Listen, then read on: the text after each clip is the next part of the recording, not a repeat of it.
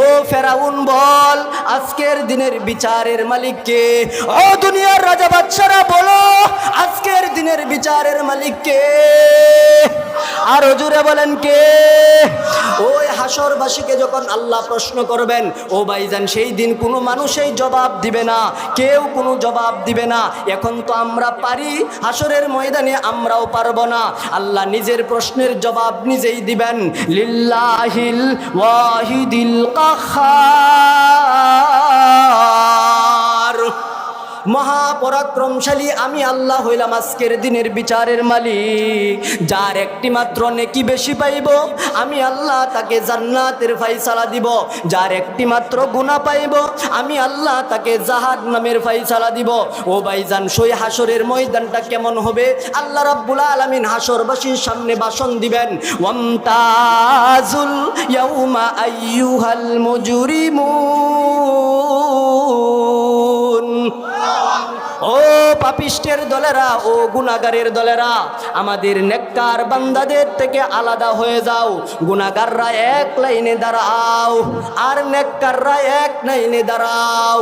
ও পাপিষ্টের দলেরা, দুনিয়াতে একসাথে ওয়াজ শুনতা, একই মসজিদে নামাজ পড়তা, একই দোকান থেকে জিনিস কিনতা, একই জায়গায় বসবাস করতা, কিন্তু না না না, হাসরের কঠিন ময়দানে আমি আল্লাহ তোমাদেরকে ঘোষণা দিলাম, ওয়ামতাজুল ইয়াউমা আইয়ুহাল মুজরিমুন।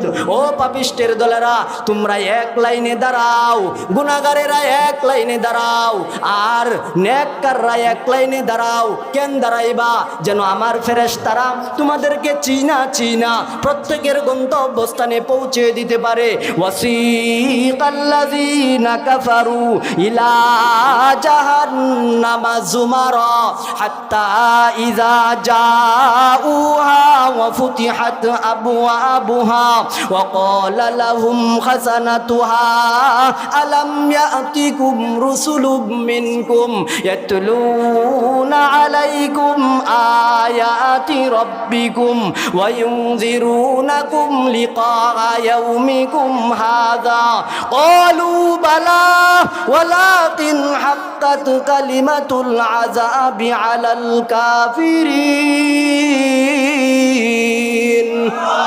ওই দিন এক দলকে বাইরাইয়া পিটাইয়া ছাগলের পালের নেই আল্লাহ রাব্বুল আলামিনের পক্ষ থেকে ফেরেশতারা গলার মধ্যে রশ্মি লাগাইয়া শিকল লাগাইয়া বান্দা বান্দীদেরকে জাহান্নামের দিকে নিয়ে যাওয়া হবে।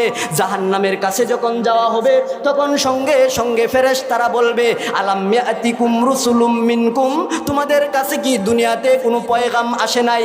তোমাদের কাছে কি দুনিয়াতে কোনো সতর্কবার্তা আসে নাই? সমস্ত হাসরবাসী বলবে আসছিল, কিন্তু ওয়াজ নসিহত শুনছিলাম, এই কান দিয়া শুনছিলাম, অপর কান দিয়া বের করে দিছিলাম, আমল করতাম না। আজকে এই কারণে তোমাদেরকে বাইরাইয়া পিটাইয়া জাহান্নামের দিকে নিক্ষেপ করা হবে। ও ভাইজান, আরেক দলকে লাল গালিচা বিছাইয়া স্বাগতম জানাইয়া আহলান সাহলান জানাইয়া ওয়াসিকাল্লাযীনা তাকাউ রাব্বাহুম ইলাল জান্নাতি যুমারা হাত্তা ইযা জাউহা وفتحت أبوابها وقال لهم خزنتها سلام عليكم طبتم فادخلوها خالدين।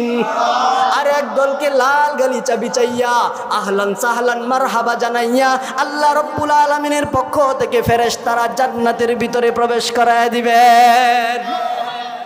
আলহামদুলিল্লাহ, আমাদের ওয়াজের গুডাউন চলে আসছে মুফতি রফিকুল ইসলাম আনসারী। হ্যাঁ, ওনার সামনে ওয়াজ চলে না, কথা বলেন ঠিক কিনা? আপনাদেরকে মন ভরে প্রাণ ভরে ওয়াজ শোনাবেন। আপনাদের পাশের মসজিদ, হ্যাঁ শরীফপুর বাইতুল ফালাহ জামে মসজিদের সম্মানিত ইমাম ও খতিব চলে আসছেন।